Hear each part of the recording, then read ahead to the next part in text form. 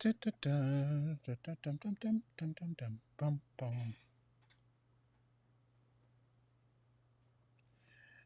testing, 1, 2. I got 1 thumbs up from Facebook, looks like.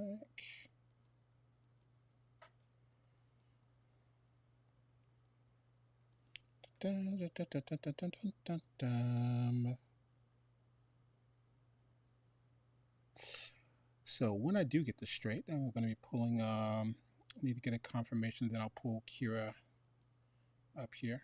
Okay, we hear me. Hopefully we actually still have visuals. Let me test something really quick. Perfect timing because that was not the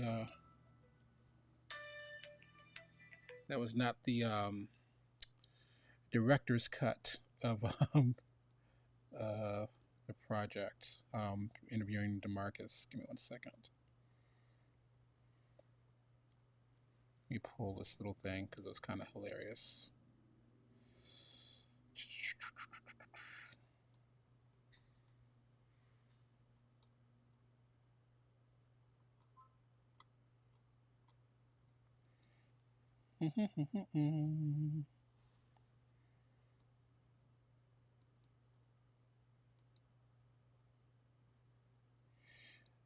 Testing 1, 2.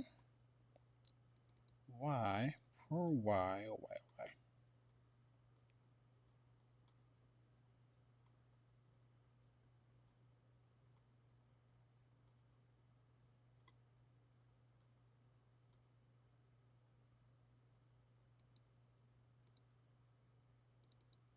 Y'all don't hear me. I said.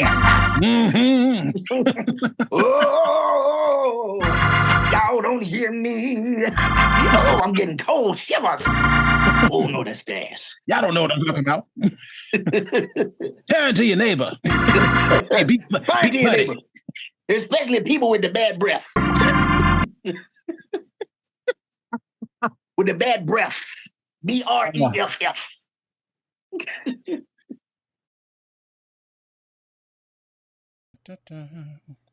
Testing 1, 2, 3. I think we are good, hopefully. Meanwhile, let me see if I can pull up Kira's interview. And hopefully we are done with our technical issues for today. Let's see. Where is that file?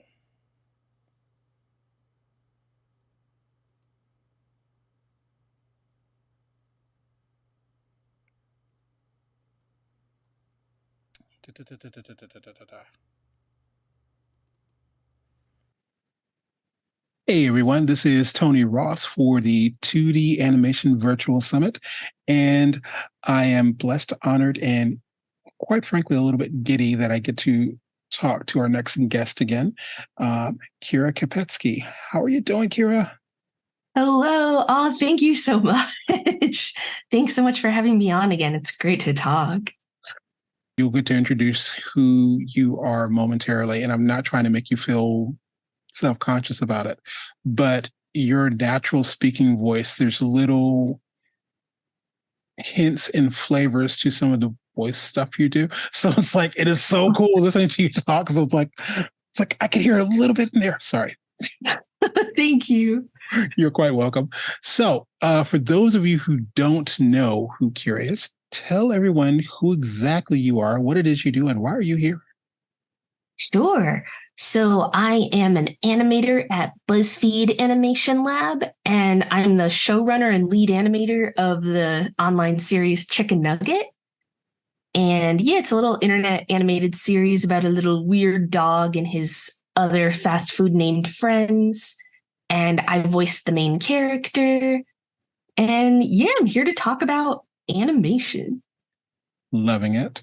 I absolutely love watching Chicken Nugget. It's like, I don't know, it's one of those, like, having a rough day, let me go ahead and just dive into, like, kind of spiral into those for a minute. So that's kind of cool.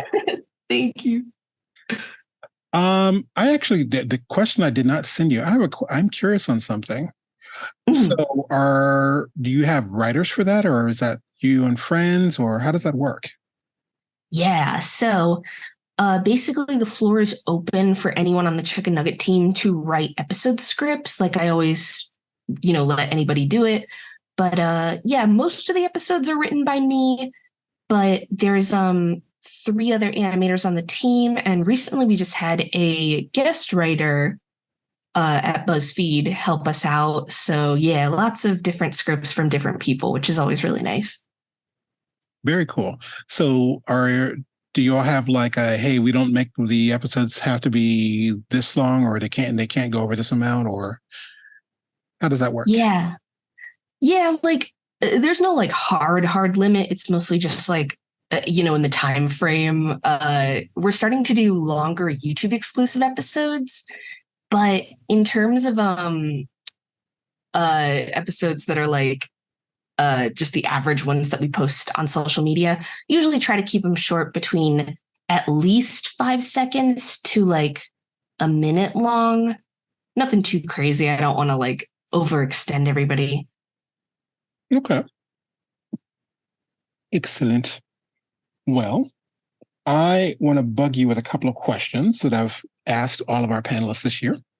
Sure. And some of them I purposely have asking some of the people have actually asked you all this before, but I'm curious as to how your answers change. Mhm. All right. So, my first question, what do you think is the biggest misconception people have about becoming an animator?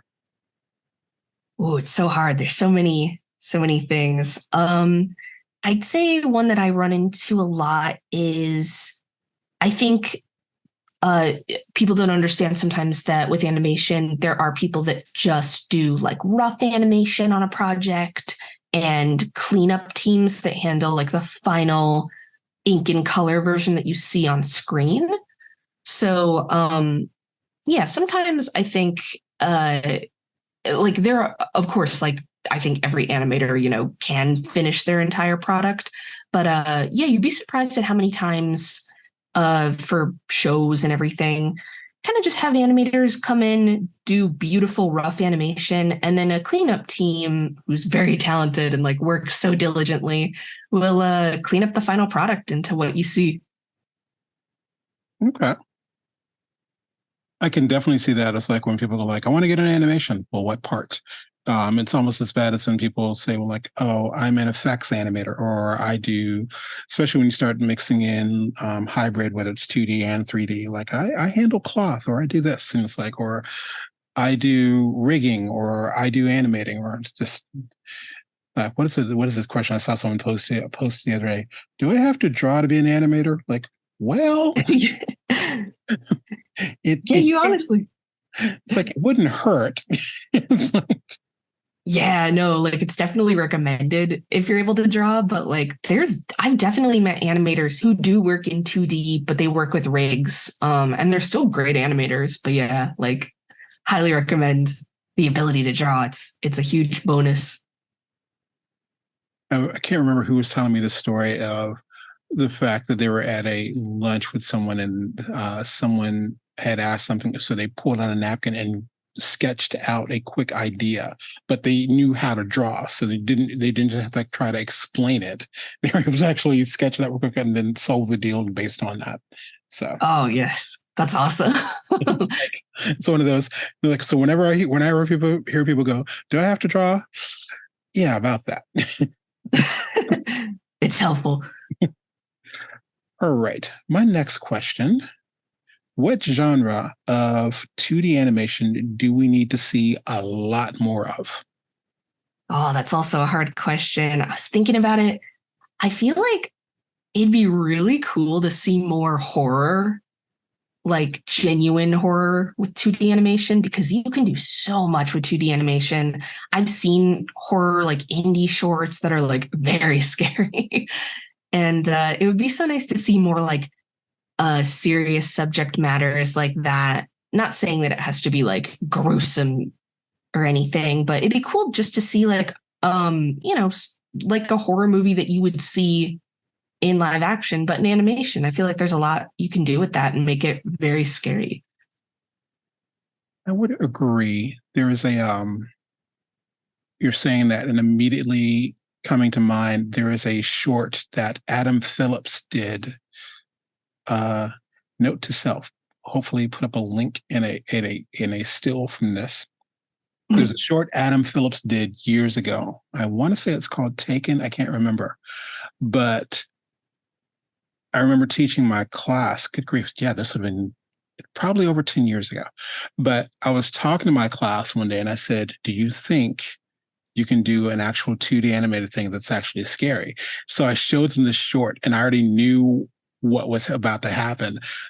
So I just kind of got to watch my class for an incredible jump scare of 2D. Oh my God. And it's like, it is so beautiful. It's like just that one thing. It's like, you ever see a short or you see something and you're thinking like, okay, when I do win the lottery, I have to pay this person to finish this as a full movie because it would be incredible. But yeah. Oh man. Yeah. There's so many things I want, like as full movies or full shows. Yes. I'll have to send you that link though, because it's like, it was, holy crap, it was awesome. Maybe I'll see if I can get permission to actually show it. But yeah, it's just to be able to pull off something where you're bothered. What is it? There was a movie called, it wasn't a horror movie, but it was an anime, Paprika. Oh yeah. I saw that in the theaters when it came out. And my wife and I were like, we came out in the parking lot just kind of staring off into reality, waiting for it to shift. Because I was like, it's so weird. But yeah. I know. Oh my gosh. Yeah, I love movies like that. It's so fun to see. Like what is the suspension of disbelief? Though, and using my art education for real, suspension of disbelief when it's just enough that's real, and then part of it's fake, and you're like, okay, now you messed up. So, yeah. What is that? Speaking of, someone I just saw a report that scientists said they have figured out some things, and they'll be able to. How do they word this? They're going to be able to clone or bring about a dinosaur within the next 5 years. And someone was like, there's literally an entire franchise telling you not to do that. Like, there is. Like, oh my God. And it's like, part of me is going, that'd be cool. And the other part of me is going, why? I know. You're like, oh, no, we've learned about this. It's like crazy. Okay. Now, here's a tricky question. Because I had to reword this based on the current state of things. But given the advances in the availability of software and technology, as well as the current state of our industry, there has never been a better time in the history of animation for 2D animators to put out their own products than there is right now. True or false, and why? Ooh, so I am a big proponent of this because it's so crazy just from when I was a young kid, the lack of access to animation programs. But nowadays, like, oh my gosh, I see so many kids like on YouTube, like young kids making like really beautiful animations with like Flipnote on the DS. That was like a few years ago, but like people just have access now. Procreate's coming out with a new animation program. Yeah, people are doing stuff in Photoshop, Flash, all sorts of programs, and it's so cool. And you can actually like gain an audience on the internet, and you can get money to like make these products. So I think there's never been a better time for people to make their own stuff. It's always very difficult if you're trying to make your own like indie pilot series sort of thing, because you do have to raise money unless you're doing it entirely by yourself. So the money thing is always very difficult. But I think that if you just want to make animation and gain an audience for it, it is absolutely doable. Very cool. I think that's been my wheelhouse. I think even as far back as, was it 2001 is when I was teaching college. And all of these students kept going, well, I want to work for the studio. I want to work for the studio. So that's great. They have 2 positions open. What are you going to do outside of it?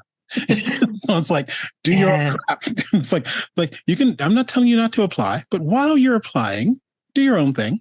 It's like, do what you like, put your own stuff out there. There's no one stopping you. But yeah, it's like you're saying technically there's no gatekeepers. Around, it's like back in my day, when I was teaching, YouTube had just came out. And I'm telling my students, hey, you guys can put up your own stuff. You don't have to wait for anyone. And they looked at me like I had 3 heads, but I'm like, it's like, no, put stuff out. Just do your own thing. And I will piggyback on this. This is one of the reasons why not only Chicken Nugget, but also where I first ran across you is looking at the design of things like the Good Advice Cupcake, looking at the designs of the characters on Chicken Nugget. It's very simple. Now, don't get me wrong. If a rig of that can still be a little bit complex, depending on how it's put together. But one of the things I constantly tell people, they'll come up with this, I'm going to create Fantasia 2025, and I'm going to do it with 2 people. And I'm going, okay, so there's this whole series of stick characters that has 5 million followers. I'm not telling you not to do Fantasia, just do something simple to get an audience and money, and then do the other thing. So. Yeah, no, definitely. Like that was kind of something that we really had to think about also for Chicken Nugget, or just, like a BuzzFeed animation in general, is having very simple characters, because like very cool to have like really beautiful detailed animation and stuff. But like for my specific case, we have to put out like 3 episodes a week. So we really have to be quick and streamlined with things. But yeah, for like, if you're starting out with animation, like you don't have to really, really pressure yourself with like the most gorgeous, fluid, hyper detailed thing. Like you can make something super simple and have it be very effective. I'm loving that. And not only that, you've given me a goal now, because I was trying to figure out how, like years ago, I was like, okay, well, how could 2 people put together a 2 to 3 minute episode of something every week? But that would mean you'd have to like come up with really simple designs. There would be a lot of rules to follow. And I still want to do that. But I love the idea of doing 2 or 3 episodes that are like shorts. And I'm like, that's freaking brilliant.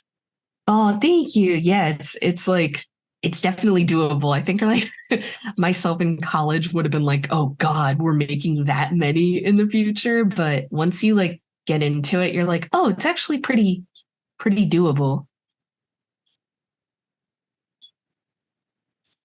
Cool.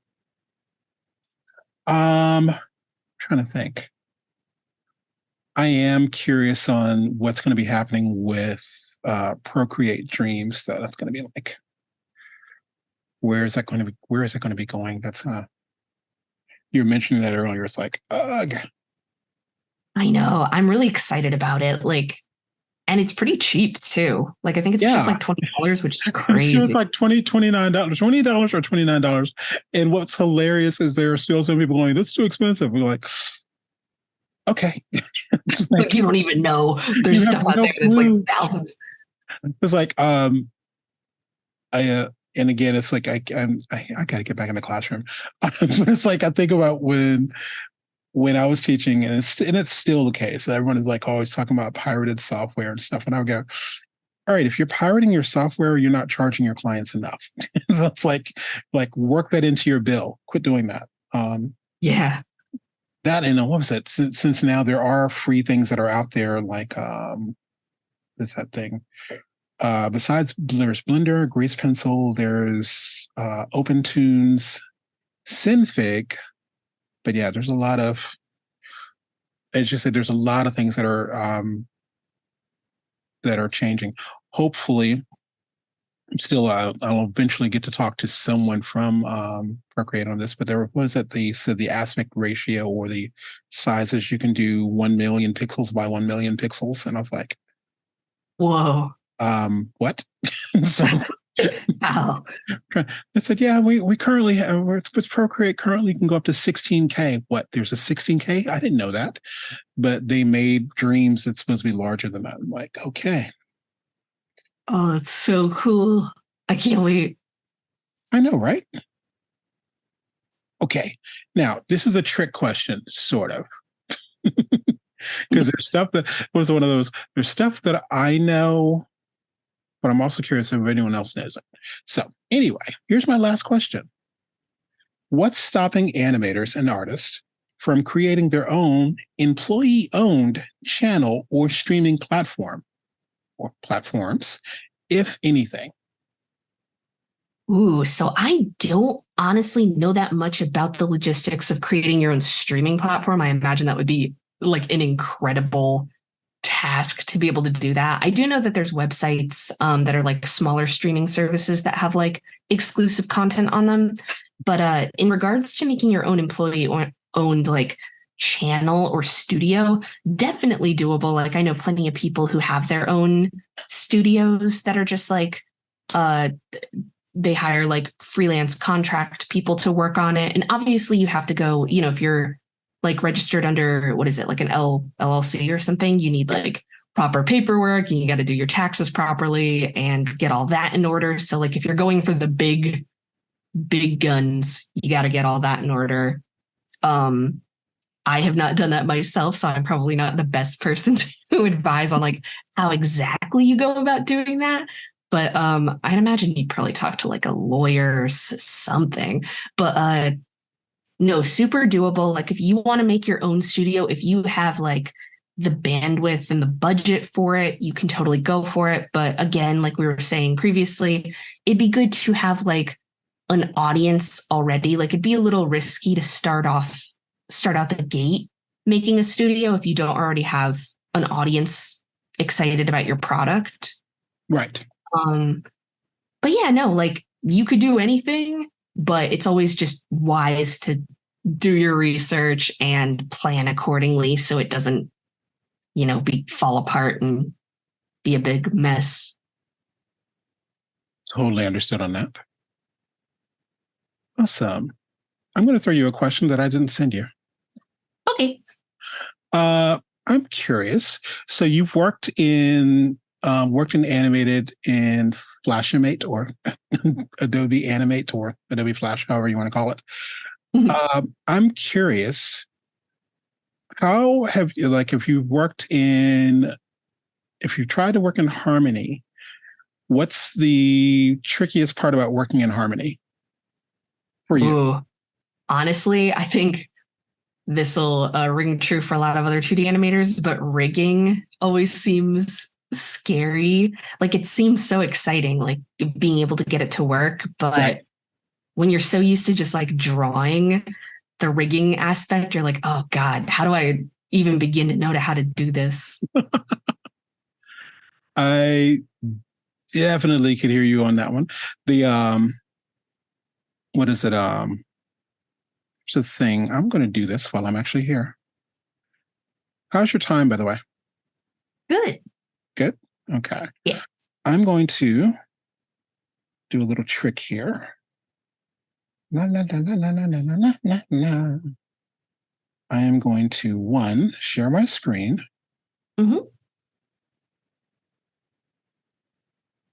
I said I was not going to actually do this, but I'll tell you what I'm about to do in a second. Hold on. Hide floating things. Thank you. Great. Can you see my screen okay? Yes. Okay. So I was joking with my friend and colleague, Lindsay Noller, because I saw her do a presentation and she was presenting and people were asking questions online and she was responding. And then it occurred to me, holy crap, you recorded your presentation. I need to do that more, not try to do something live. And so it's like, anyway, so this is impromptu, but I wanted to share this with you. This is a little hand rig. This is a modified version of something that is from Toon BIM, one of the lessons we teach. So we have several layers here. We have the upper arm, the lower arm, and then the hand. And the one thing that actually confuses people the most or scares people the most about this is, let me go, by the way, Toon BIM users, if you ever open this up and your colors aren't there, just click on one of the layers and they'll show up. Ooh. Okay. So what's scary about this most of the times is this little thing, the node view. But it's just a more efficient way of handling layers. Trust me when I tell you, I avoided using Harmony Premium for years because of the node view. But once I learned, it was just like, oh, okay. So the idea is when I'm going to select all of these. There's no bounding box around any of these right now because we have it set up that the artwork cannot move, not on its own. And by doing this, again, it's a more efficient way that if you ever have to reset something, the drawings will go back to where they originally were. So we use something called pegs to control this. So when I add a peg to each one of these layers, so I do Command, Shift, and letter P. So everybody and their mama has a peg, and forearm, upper arm. And this is cool, but eventually I will also need not only something that can control the hand, but something that can control the forearm and the hand, and eventually something that can control the upper arm, the forearm, and the hand. So to do that, I'm going to grab, by the way, I don't teach this on day one. So, by the way, so I'll go to Command Shift P and do another set of pegs. These are called master pegs. Ooh. So here's the deal. This first one, if you look, there's this little dot. It's our little pivot point dead center here. Mm-hmm. And by default, that's where all the pivot points are. Pivot points, anchor points. Nope, pivot points. My bad. Pivot points and anchor points. Anchor points in After Effects, because it starts with an A. Pivot points in Harmony. But it's basically if you had a sheet of paper and you put a thumbtack or a push pin in it, where does it rotate from? Mm-hmm. Okay, so let's talk a little bit about the person who actually designed the drawings here. They gave me a little bit of help. Let me turn on my outlines, because there's actually little circles where those need to go. So let me do this. Hand, yes. Come up here to my advanced animation tools and adjust where this pivot point is for the hand. Zooming in there. Now, the reason I did, by the way, wherever your cursor is and you zoom in with the scroll wheel, it goes right to that section. Comes in handy. The reason I wanted to do both of these at the same time is these two should have the exact same pivot point. So I'll select both. And let's move you here. Excellent. All right, and we'll do the same thing on the last one, the upper arm. Both of those should have the same point. La, la, la, la, la, la, la. Great. Nope. Almost. Does it have to be perfect? No. But all right. It was bugging me. All right. So now let's turn our colors back on. And this is our little hand. That's cool. And we need a peg that can control both the hand and the forearm. So we do this like that. So this or this. So let me do this, bend that. That's cool. Press B, come up here and bend that. Cool. Oh, nice. Okay. Now, lather, rinse, repeat. This little guy here, zoom out, dude. Not that high. I'm not labeling these right now, but technically you would do something like either forearm and call this, what is that? MP for master peg, or you could do forearm plus hand. Just a little information like that. And technically, this would be my arm master peg. So I'm going to call this the front arm. Sure. I know there's only one, but front arm. Thank you. MP. All right. So here's the deal. Let's come down here. If I press the letter what? Not letter, number. 0. Great. Collapse the entire layer. Get rid of that keyframe, F7. Thank you. So here's the deal. Let's drop in a keyframe, F6. Same thing in Flash, by the way. And let's do another pose. On frame 2, let's drop in a keyframe, F6. Let's rotate this back a bit. And here's the cool part. If I select the hand, whoops, wait a minute. That's showing my artwork. By the way, how do I even know that? Because it's fuchsia. Yellow is a peg. So let me try it again. Had to turn on peg selection only. Okay, that's better. So what I'll do here is I have the hand selected. I'm going to rotate that back a bit. Press B, goes up the hierarchy. Rotate it a little more. Break the joint a bit. Press B again. Let's pull you back. So that's there to there. Great. Now, third frame. Let's do F6. Drop in a keyframe. I'm going to pull this way up. Shift B, come down the hierarchy. Bend our arm. Shift B again. Pull that down. Awesome. Last but not least, one last one. We're going to do this little guy as if he's pointing. Shift B. Pull your arm out. Shift B again. Out straight. B goes up the hierarchy.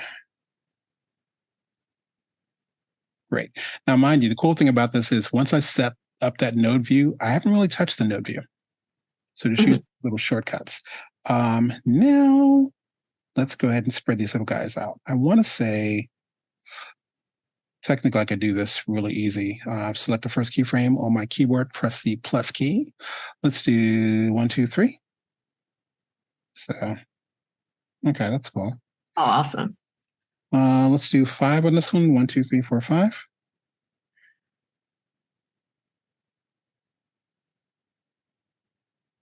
All right, and we'll do 1, 2, 3. I think I'll do 3. How fast is this? A little bit too fast. 1, 2. Get a little more. 1, 2. And 1, 2, 3.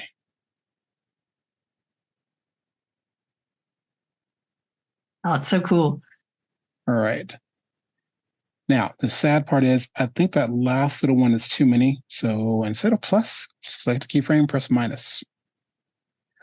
Okay. And where's my little loop? Start, stop. Kind of like a work area if you ever worked in After Effects. Oh, yeah. All right. Now that's too little. Damn it. Okay, there it is. All right, let me at least give you 40.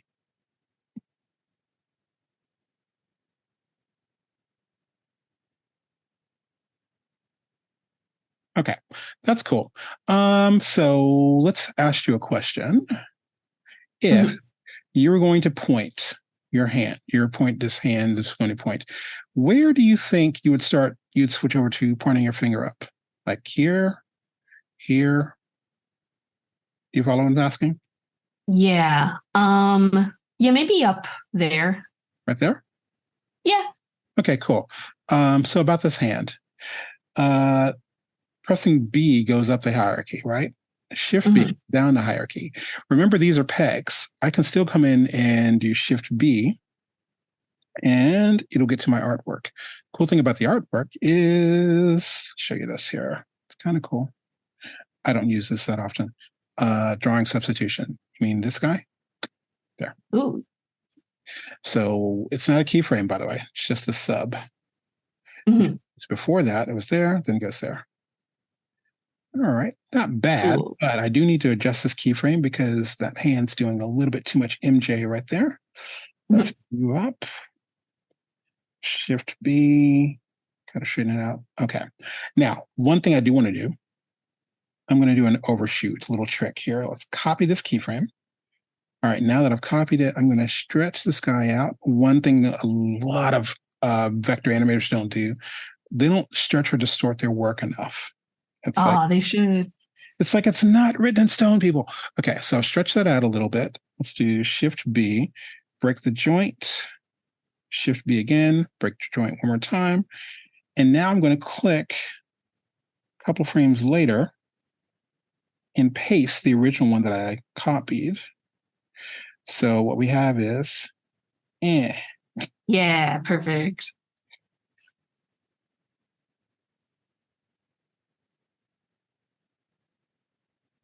All right. Now, this is cool. And everyone's going, well, yeah, Tony, but this looks kind of, looks cut out because there's all these 3 separate pieces. All right, about that. Let's go. We baked our cake first, now let's frost it. So we'll take a look at our artwork here. If I look at, for instance, the forearm, there are these little things on the side: overlay, line art, color art, and underlay. This is the camera view. If I go to the drawing view, hey, this is our forearm. Dude, where is the skin? This is like traditional animation. So there's line art on one part of the cell. You flip the cell over, color art is right here. Okay. So with this, we can do the following. I was telling this to Susanna earlier. Artwork is the main floor. Pegs, attic. We're going to work in the basement. Let's come up here. So I'm going to use a little trick here. Bring in a different node. This is I hear is a bird brain yelling at me about this. I'm going to use the auto patch. And auto patch, basically, I'm going to hold on my option key, pull this into the cable. What it does is it's showing just the color art, but not just the color art. It's using the line weight as the mask instead of going right to the edge of where, because these are strokes there, instead of right going to the edge there. So it's like, hey, that's disappeared, but dude, the hand's still there, and where'd my line go? Okay. So in Harmony, everything toward the left is in front. So right now, auto patch is here. Let me take this cable and move it to the front. And suddenly, hey, that's kind of clean. Yay. All right. So that's the part there. What I also need to do is, let's bring up line art. And it's almost like you're bringing another instance of something. So take the forearm, pull that cable there, put line art behind everyone else. Oh, cool. Whoa, that's awesome. And then people are like, yeah, Tony, but this is cool and all, but this looks very rubbery. I mean, if I were drawing it for real, I would have put in some creases there. That's why you can tell this is cut out. All right, so about that. Let's go back to forearm, go to drawing. All right, line art, color art, line art, color art. There are other layers. Overlay. That's a nice little taper there. So what do we do with that? Let's bring up another node. Overlay. Hello, sir. Great. And we'll pull another little guy from here and place overlay in front of everyone. And if you look, we now have a little crease. Whoa, that's awesome. Oh my gosh. Now I feel like being extra here because, okay, we go there. That's when it switches. So maybe right here. I think I'm going to switch the hand again. Let's go. By the way, I'm using brackets on my keyboard. This is why I never use the little thing. The right next to the P key, the open and close bracket, you can kind of cycle through the different drawings. So goes from there. Like, yeah. Great. So if we play this, come here, dude.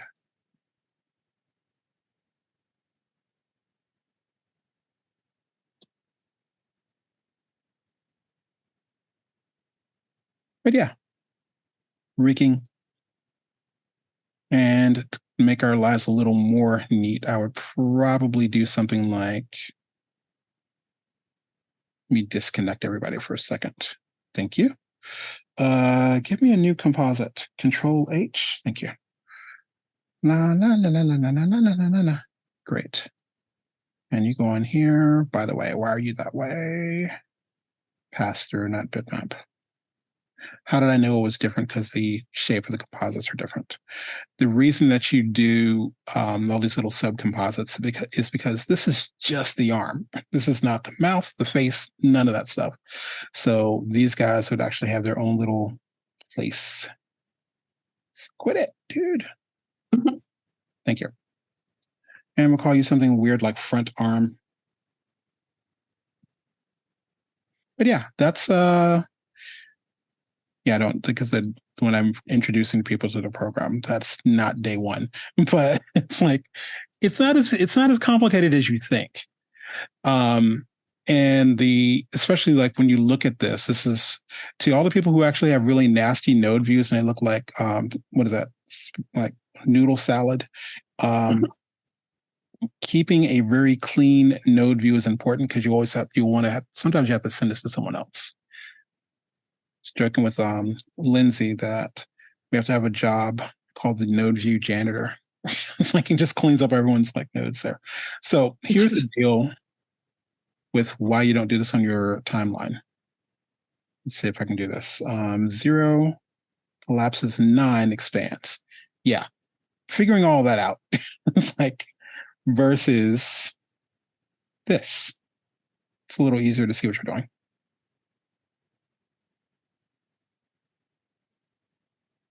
Now, hopefully I didn't melt your brain too much there. No, that was awesome. Yeah, it's like one of those when you understand, you start catching it, like, whoa, this is really cool. And then you do really ridiculous things like, I'm going to do something that's illegal-ish. I'm not going to animate with this, but I'll at least show you this really quick. Select that arm. Yes, great. Go up here. Awesome. Where are we? Are we still where we were? Tool properties. Yes, please. Great. No. Click, pull. About a third of the way in. Click and pull about a third of the way in. Again, I'm going to do something illegal. Mm-hmm. You're not supposed to ever put a deformer on a peg, but I'm about to.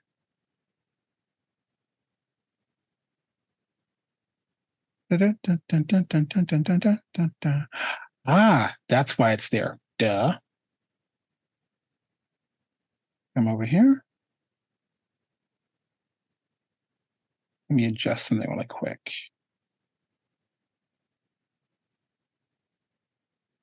Back to, this is why we record things. Come back over here and place this back to where it should be-ish. All right. Now, what the hell is a deformer? Nothing. Whoa, yes.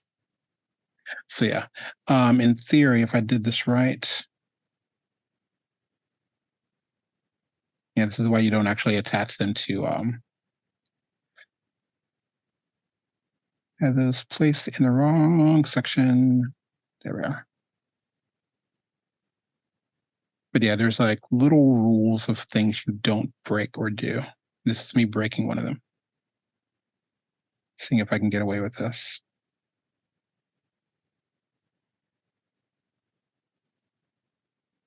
So yeah. But imagine one of the tricks that I saw someone do. What if the upper arm had a deformer going from the upper arm to the elbow, and then the lower arm had the same thing? So each arm would be able to not just be stuck with that flat art there. You really could distort it. And more advanced rigs have not only the middle part, but they also have the outer part. So if you wanted to do foreshortening, you could with no problem. So, yeah. Ooh. Yeah. It's like, it is definitely a rabbit hole. And the hardest thing about teaching harmony is knowing what it can do, but you can't show everything to beginners on day one. Yeah. Like the fact, this is what I like to show people in the node library, the fact that there is a particle system built in. Ooh. Yeah. It's like stuff I never show. So cool. Thanks so much for showing me. You're quite welcome. Like, shout out to our sponsors. My lovely Toon Boom family that has been, and I literally say that it's like they hate when I call, like one of my hates when I call him my boss, but AJ, hey, what's going on? I am blessed that not only I get to work with some really cool people, but people who know the program better than me, who I report to. So I'm like, it's like, by the way, guys, how do you do this again? So, Oh, yes. but yeah, there is a simple little rig thing there. So cool. Thank you so much for showing me. Yes, we'll definitely have to team up and have to, what is it, have to bring you to the dark side. Yes. It's like one of those, when I watch people, I haven't done this in years. And shout out if anyone's interested in doing this along with me. I would have a webinar. I guess we can still call that. Have a webinar, and I would invite my friends who use Flash, and I'll say, I'm not going to say anything negative about Flash or Animate. It's hard for me to call it Animate because Toon Boom used to have Toon Boom Animate. That was before we switched everything over to Harmony. Anyway, so I would tell them, I'm not going to say anything negative about your program. Just show me how you do something in Flash, or how do you do something in Animate, and then I'll show you how you do the same thing inside of Harmony. So little fun stuff like that. Yeah. But yeah. Alrighty. So like I said, I wanted to at least show you that because it's like, okay, cool. So cool. Yeah, Harmony is a beast, and they keep coming up with cool stuff. I don't know. We're on Harmony 23 right now. They did switch over to years. No, we're on Harmony 22. Excuse me. We're in Harmony 22 right now, but we're in year 23. So hopefully we'll hear something soon. Yeah. I would love to tell you that I know anything, but I don't. It's like as long as I've known Toon Boom, and again, love you all, Toon Boom. They're more secretive than Apple when they're doing stuff. So it's like, when is it coming out? Well, we'll tell you. I'm like, I literally record stuff for you all. Well, aren't you telling me? It's like, so great. Anyway, I'm rambling. But yeah, this is last little thing I'll do here. Let's see. Oh yeah, there is dude, where's that color? Oh, it has its own, so you can have multiple palettes. So when the person goes, yeah, he's not supposed to be blue, he's actually supposed to be some sort of green. Well, what kind of green? Not that green, this green. Okay, cool. Great. And they're like, no, he's actually supposed to be blue again. So click and drag. This little eyedropper. All right, fine, we'll go back to normal. Oh, so easy. Yeah, you got 5,000 frames. You can actually update them in a heartbeat. So, oh, amazing. but yes, that is the quick little view into working with Harmony, and it's a really simple rig. Believe it or not, like I said, we didn't actually add in all the deformers that you would normally see on stuff. So, all right. Well, Kira, this has been awesome. Oh, yeah, it has. Thank you so much. No, thank you. It's always a pleasure speaking with you. You too. Alrighty. We're going to sign off. This has been Tony Ross for the 2D Animation Virtual Summit, hanging out with Kira Kapetsky. And I'm sorry, I'm talking over you. You want to say bye or sign off with anything? Sure. Thank you guys so much for tuning in, and thank you for having me on. Awesome. Now, where can we actually see more of Chicken Nugget? So you can see Chicken Nugget on Twitter, TikTok, Instagram, YouTube, and Facebook. If you just look up Chicken Nugget's name, even if you don't spell it correctly, if you look up just Chicken Nugget animation, it should come up. I love that because yes, the name is spelled. It's an interesting spelling. So yeah. Is it CHIKN or am I messing that up? Yeah, it's CHIKN. Okay, cool. Awesome. All right, Kira, thank you again so much. No problem. Thank you. All right. Signing off, y'all. Have a good one.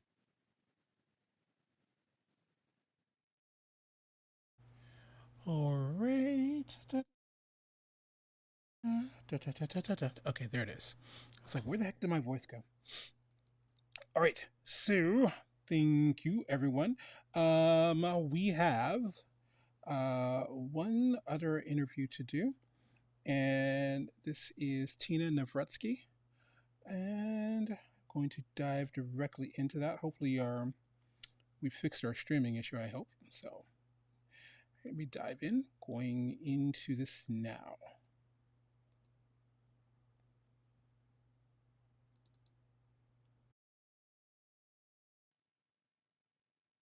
Hey, this is Tony Ross with the 2D Animation Virtual Summit.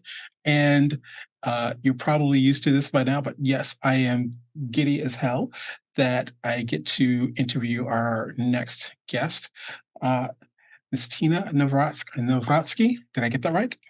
Very close. Good job. Thank you. I'm working on it. Can you pronounce your name for me? It's Tina Navratsky. Okay, awesome. I will work on rolling my R's better. So, one, welcome. Thank you. Two, can you tell us a little bit about yourself and why do you think you're here? I was like, I know why you're here, but it's like, I'm curious. Why did I reach out and say, oh my gosh, I got to interview you? I think that answer is pretty clear. So, hello, I'm Tina Navratsky. I've been working in the industry for 16 years now, almost 17. I am a 2D animator. I'm best known for classical frame-by-frame 2D animation, done the old school way. But most of my career, I've worked in video games, and I'm best known for my work on the video game Cuphead and Cuphead DLC. And that is why I'm here. So, probably. That is awesome. And again, thank you for that. Like I said, I remember when I first saw that they were even attempting Cuphead, I was just like, holy crap, that's going to be awesome. Like who would do that? And just seeing just the final pieces of that are really incredible. I'm curious, and I didn't send you this, but I'm curious, what are your thoughts on, if you're allowed to say, what are your thoughts on the animation in the game versus the Netflix show? So that's an interesting question. A lot of people ask about that because I feel there was an expectation that the TV show would mimic the style of the video game exactly. But this was, again, and this is what I've heard, but you would have to ask the actual heads of Studio and DHR about that. What I've heard from Chad and Jared is that when they made that decision, they actually did want to have a distinct style for the TV show so that the game is its own thing. And if they do a TV show, that it has a bit of a different look. So it's easily distinguishable as two different pieces of art, I would say. So I understand also why they went with puppet animation. I know for a really long time, the two brothers at MDHR were pushing to try and get the TV show fully, frame by frame animated. Right. But it just seems budget constraints and so forth. But they did do a lot of awesome, keys. It kind of like, to me, this style was a bit Ren and Stimpy, which is also a nice throwback. And so when they did have those like glorious expressions, for Cuphead and Mugman and all the different characters that are not just like, just the model sheet and you have to stick to that. They would like push the expressions so much. So I enjoyed it. I thought it was really great. And what I really thought was nice, that even though the style of animation, I guess, was a mix of like 30s animation meets 90s, early 90s animation to me, the style of the TV show was very much 30s inspired. So, those teeny tiny episodes, which are, thematic, each one has a little theme to it, and they're all slapstick humor and very kind of lighthearted. I thought that was really great because that really mirrors what was going on in shorts in the 1930s. And it had that kind of a thematic feel, which I thought was really great. So I enjoyed the show. I thought it was great. But yeah, that's my thoughts there. Very cool. For me, I know when again seeing the finished product and as far as the game, and then when I even heard them say they're going to do that, and I'm going, how? Because it's like, uh, no, that's not going to be able to work. And it was interesting to see because I did watch a couple of the episodes. I was like, okay, I see where you're going there. That's not bad. That's not bad at all. It's a lot better than what I thought it was going to be. Because you and I both know when they cut corners in 2D animation, it can show up very ugly. Yes, definitely. Awesome. So I have a question. I actually have a question I sent you, then I'm going to ask you a question that I didn't send you.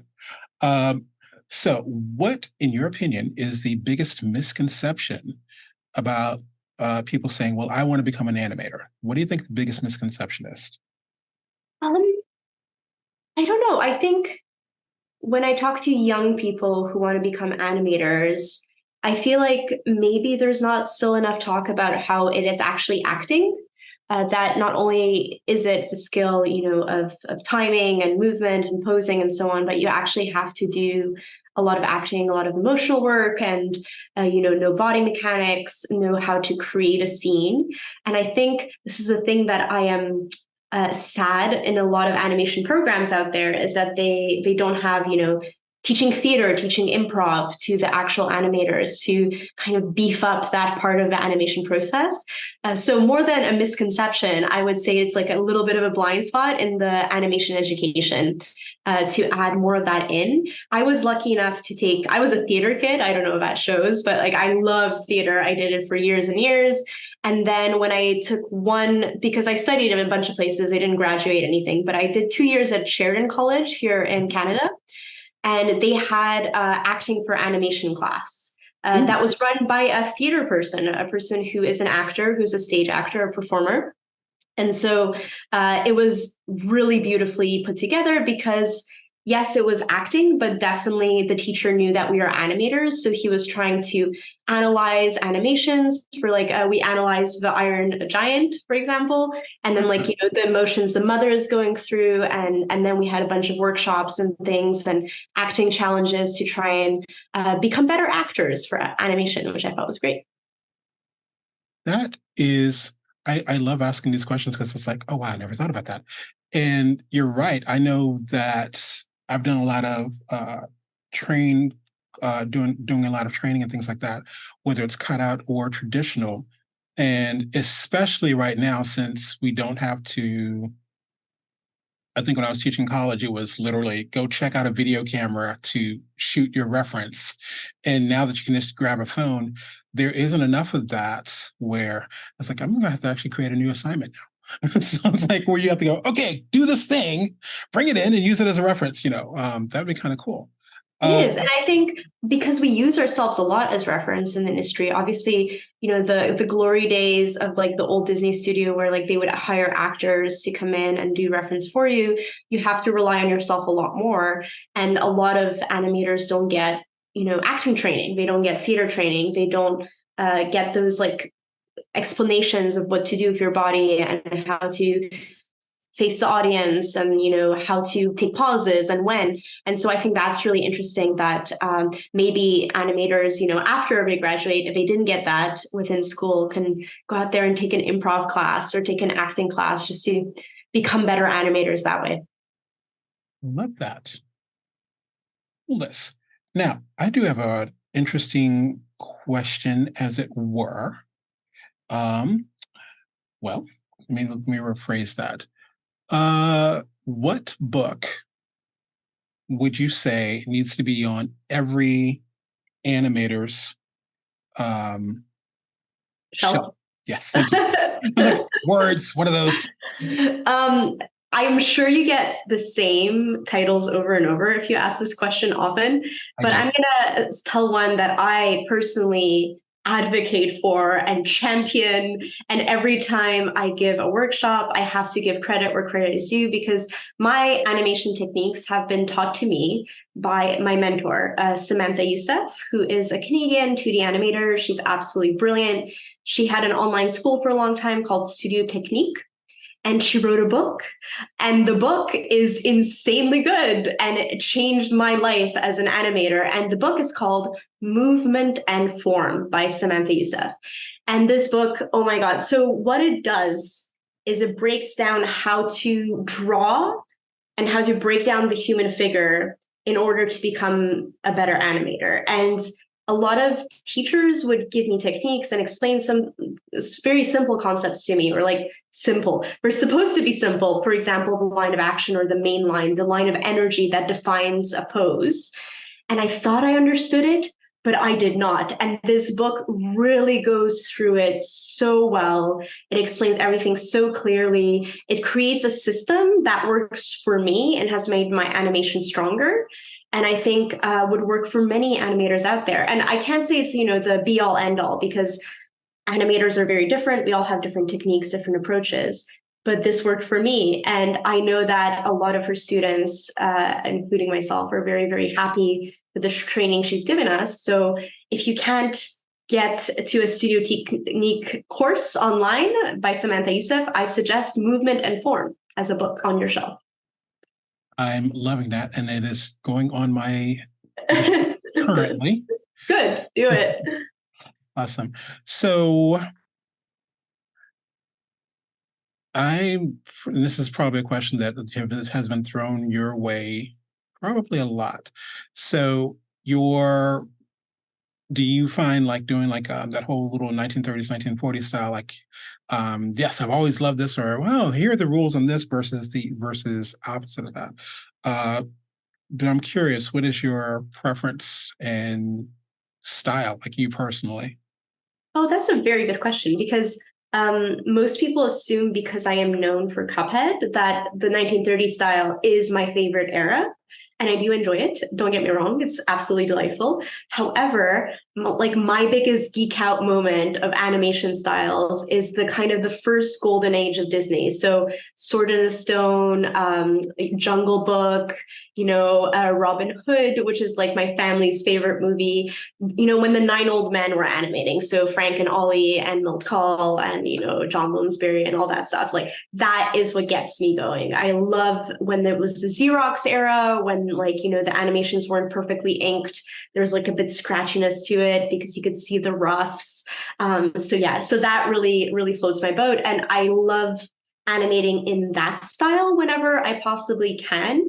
Obviously, I am not them. So when I try and animate in that style, it's a little bit different. It's kind of my own. I'm currently working on a short film, and I hope that is going to bring out my style, that I can be completely free. It's not for a client. It's my own project. I'm super excited about it. And so I will be trying to, do justice to all the great animators of the past that I admire and make my own kind of thing. And that's really cool. The film, by the way, is called Serenka, Legend of the Warsaw Mermaid. And it's about a mermaid that's a warrior. It's really cool. I was going to ask you about that because I was like, so now here's a funny thing. True story. Why did I actually reach out to you? It's because I saw some of the works on the mermaid. I was like, holy crap, that's gorgeous. Oh my God. So it wasn't because of Cuphead. Has nothing to do with Cuphead. I was like, so I was wrong. I was wrong. The fact that you mentioned Cuphead, I was just like, oh wow, that's interesting. Yeah, but what about the mermaid? Amazing. And the sad thing is, we're talking, and let me be completely transparent. I'm going, wait a minute, she's talking about Cuphead. This is the mermaid lady. Wait a minute. Let me go back. I'm going online and you're searching. Like, this is cool that she does Cuphead, but yeah. Let's talk about the mermaid. I am the mermaid lady as well. So Mermaid Lady, yes. So this is my own project. I was very loud and proud about it because I was trying to do a crowdfunding campaign, which worked, which is super exciting. I'm actually going to be on a panel talking about crowdfunding at Taffy coming up in November, which is really fun because we invited a few people that did successfully, and I guess we're going to ask us what the magic sauce is to make it work for you. So I did that, and also I was at a festival in the Netherlands, and I met James Baxter for the second time in my life, and I was fangirling as we all do, and James was lovely, and I told him about The Mermaid. And he was super supportive, was super, generous with saying that, this is a great project, you need to do it. And so I emailed him once the campaign was there, and he shared it on his social media. Oh, wow. Believe it, Tony? James Baxter shared my animation. I died 1,000 deaths. It was insane. It was like the highlight of my career. That is too cool. It is. It is Yeah, too cool. when you have those moments like, oh my gosh. Yeah, so that was great. So, because I'm actually doing I was blessed with the task because we talk about a lot during the summit, but Tony White had asked me to help him with his crowdfunding thing. So, what would you say? And again, a question I didn't send you, so I'm curious. What's the hardest thing about crowdfunding? Oh my God, everything is so hard about it. It's awful. It's an exhausting experience. I mean, there's pros and cons, obviously. Like, it is extremely rewarding once it's over, but when you're in it, it's a little bit of hell on earth because it's like a second job, really. You have to, I'm not an influence like the young people who do all the media thingies very regularly. I'm not very good at maintaining that. I don't enjoy it. I don't like enjoy having a following and like doing the videos and the things. So I had to force myself to do that. And you have to record videos, you have to show who you are and convince people, because people usually don't just back the project. Sometimes they do, but mostly they back the person behind the project. Like if they think that you're passionate and they think that like, wow, this is a person who's really into this and really cares, showing yourself to the audience is an important part than just showing the project. So I went to I scheduled the campaign during a festival. So I was like, during the festival, I was, forcing people to donate. I became like super brutal towards the end. At the beginning, I was like, oh, well, if you think you can like give a small donation, like give me money. Just becoming crazy. And the other thing that I personally did was, and this is something that actually I went on Indiegogo, which is a very good platform. They send you a person to kind of like tell you, oh, like these are things that you should consider if you haven't considered them, which is really lovely of them. And one of them was like, reach out to every single human you've ever met. Like it could be your primary school teacher, it could be anybody you know, and write them an email and tell them about the campaign. And she says it usually takes 3 emails for a donation to happen.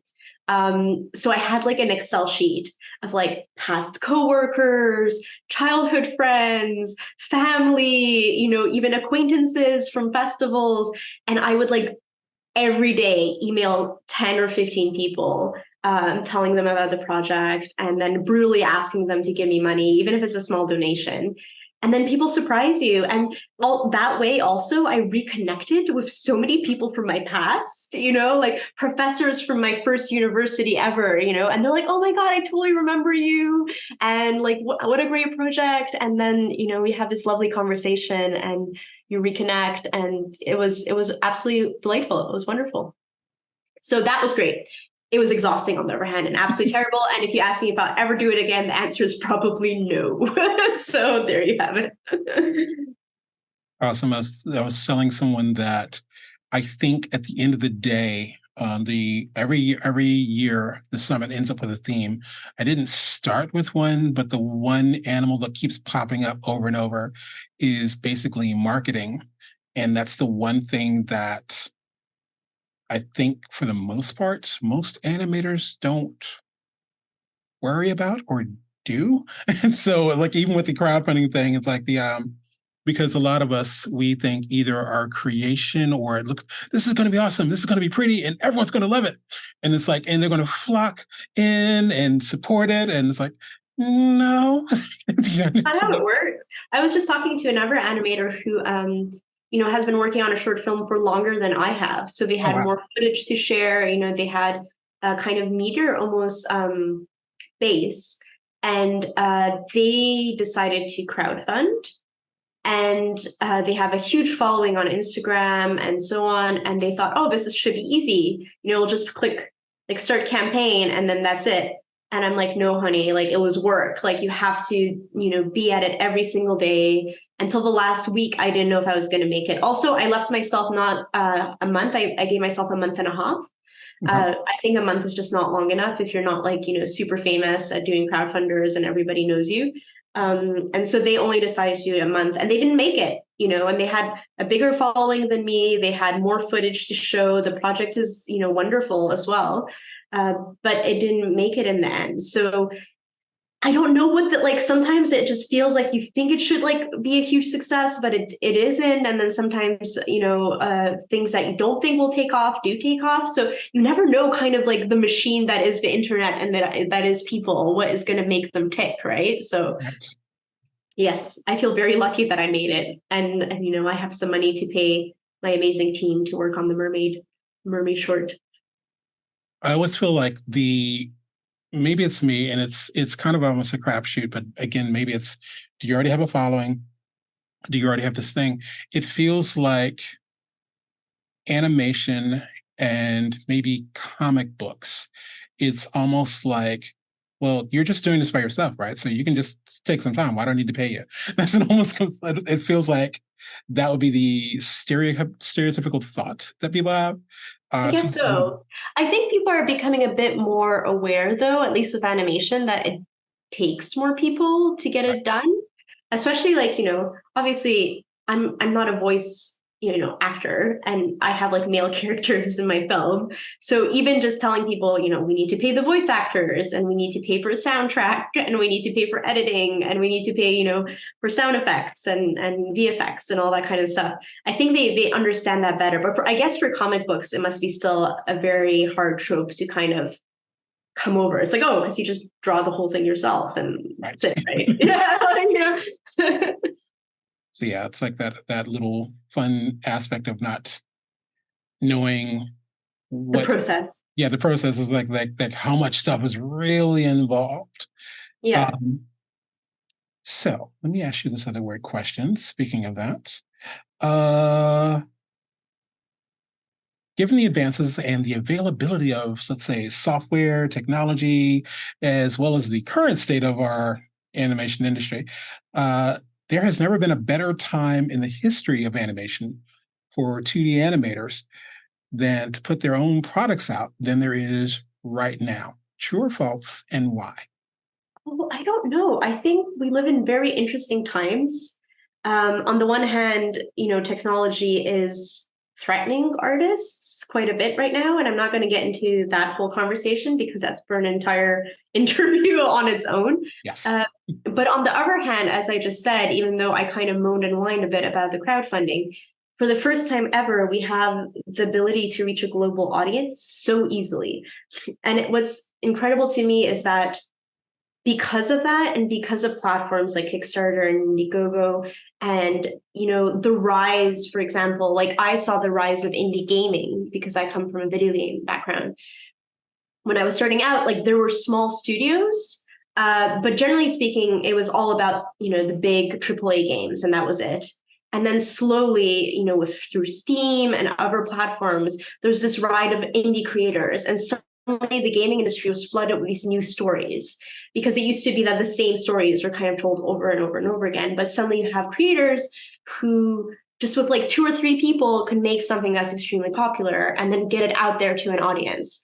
And I think that's also what's happening for animators, is that yes, times are tough for 2D animation, especially.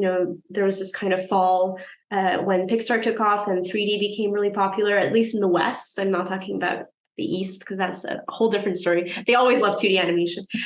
But here, when I was starting out, like people told me not to do it. They're like, don't do 2D animation, don't do it.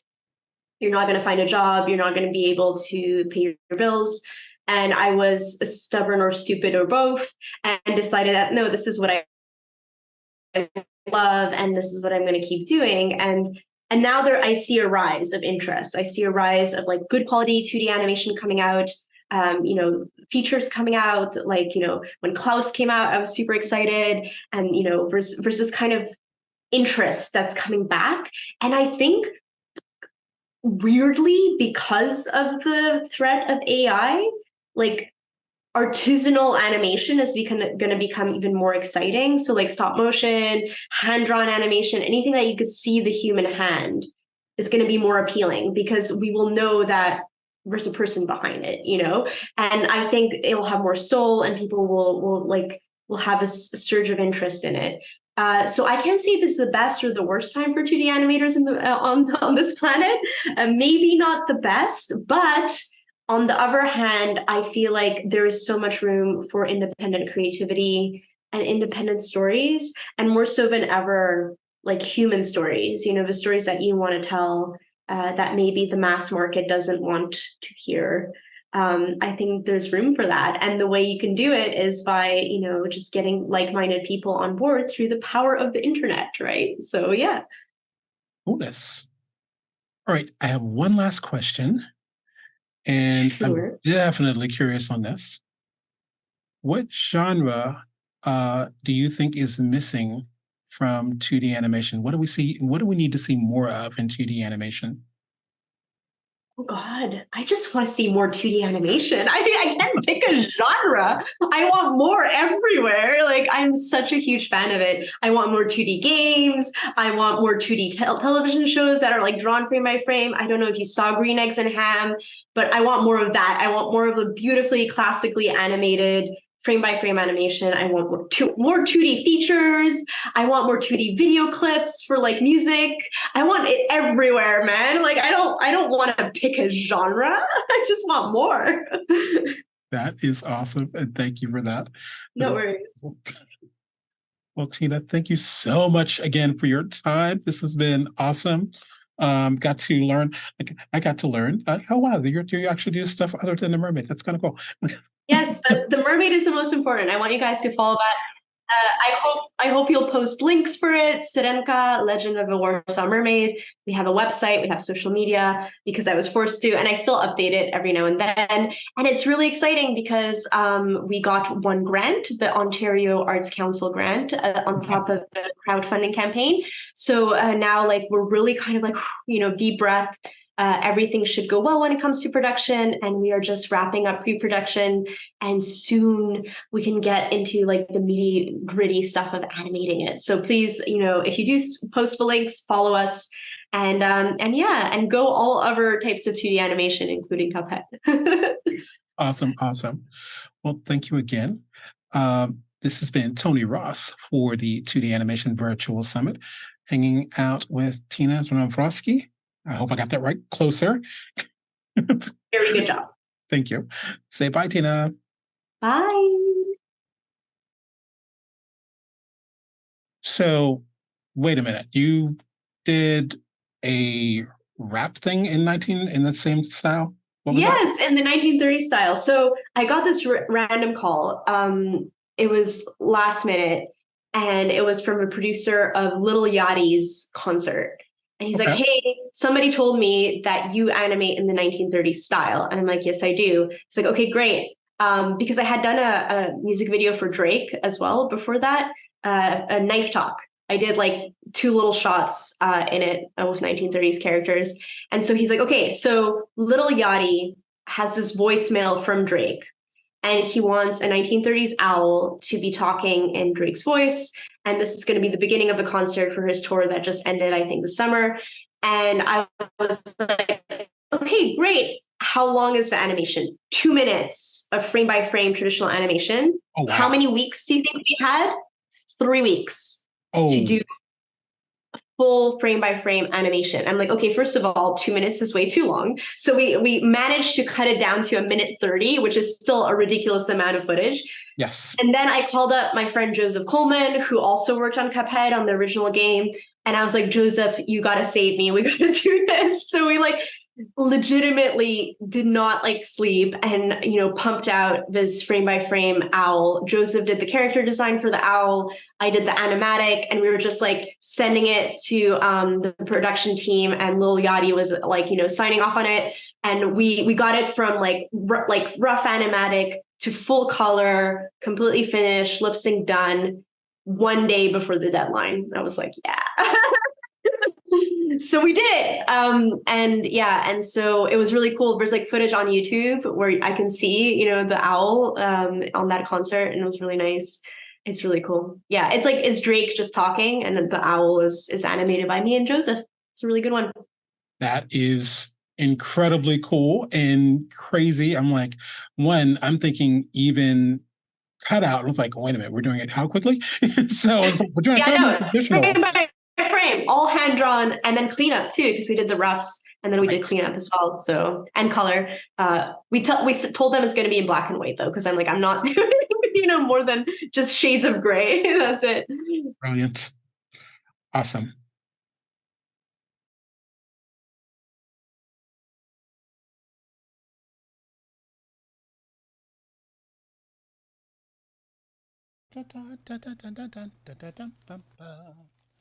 La la la la la la la la la la la. Hopefully everyone can hear me. Yes, no, maybe.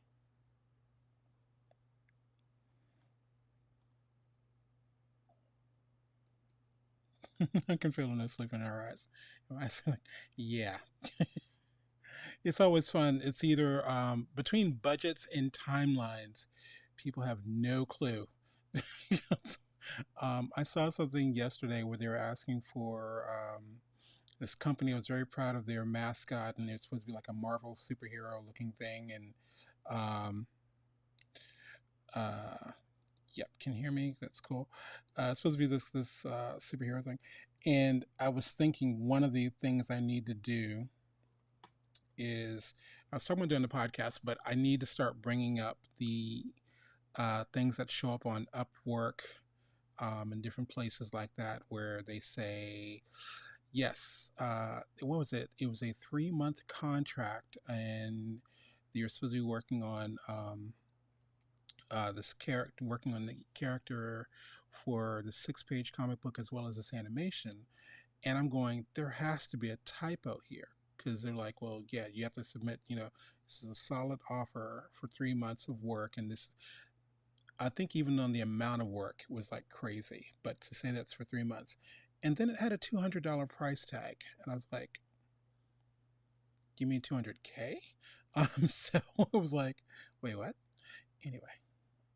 But yeah, I feel like I need to start doing just a series on just posting those, and maybe having fun with it, but at the same time, hopefully educating the great unwatched or the non-animators, non-artists to what things are. Anyway, I have stuff to give away. If I can do this, where? That is not what I was looking for. Where did it go?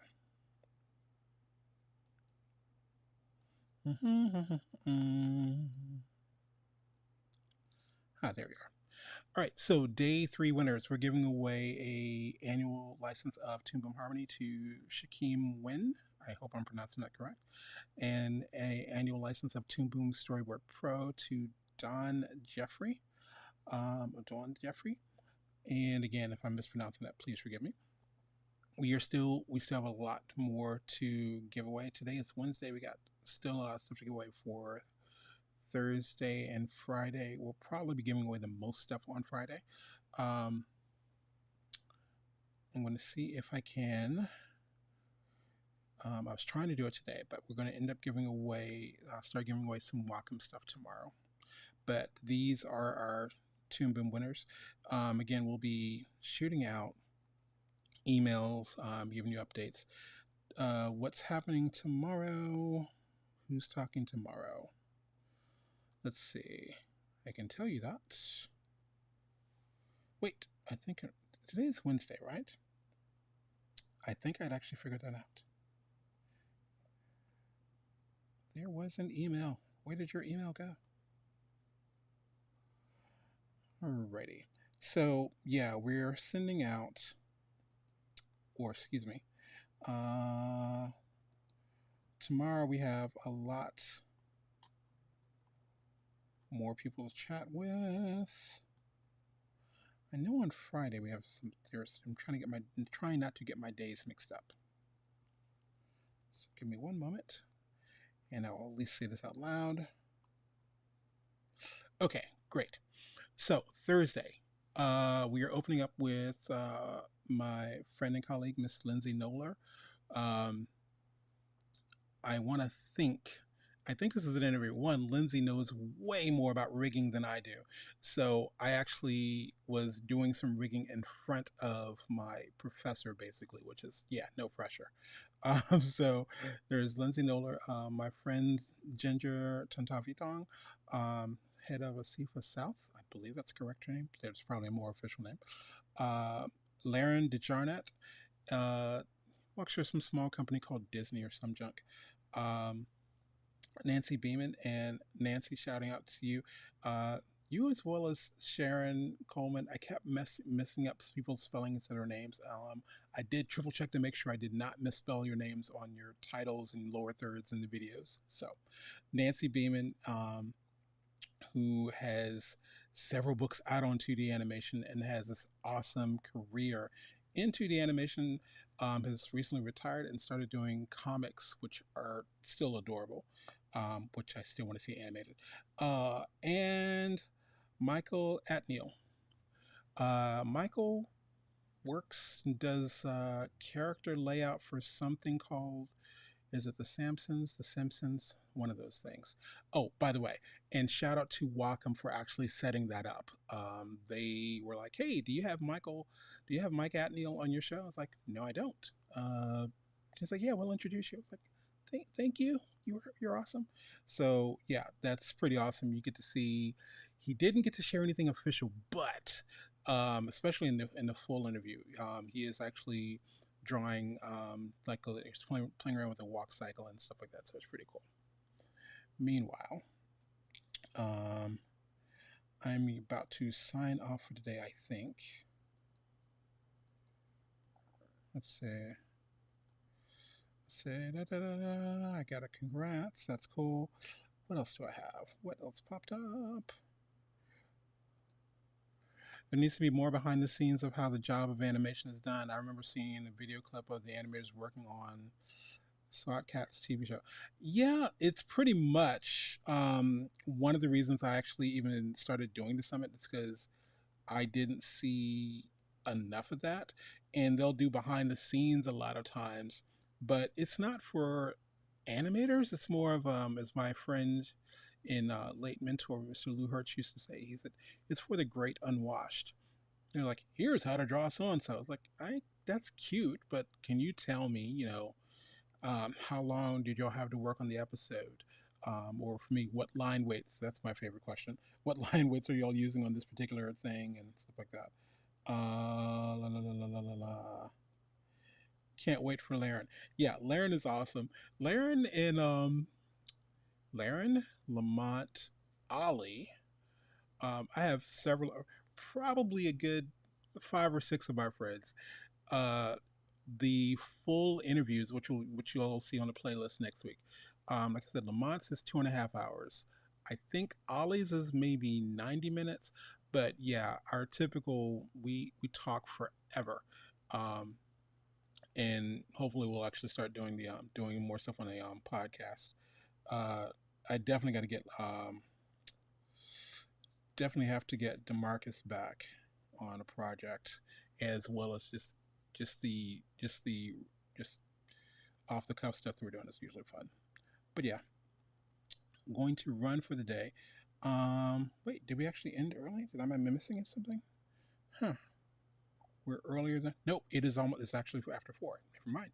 Yes, we're late. So anyway, this has been Tony Ross for the 2D Animation Virtual Summit. Hope you all have had a ball. Please make sure you share this with other people. If you haven't already, either share or donate for Tony Wett's project, Drawtastic.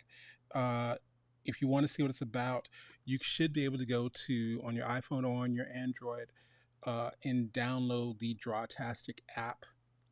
It's free to download. But see exactly what we're talking about, and I think it's really worthwhile. Share this information with other people. I think maybe it's bold of me to think so. I would like to think that a lot of y'all helped make that large jump, because it was only 1,400 yesterday. Right now it's getting closer to 1,800. We still got to get to 3K. So thank you for your help on that. And yeah, let's see if we can make that happen. Meanwhile, Gonna sign off. Have a good one.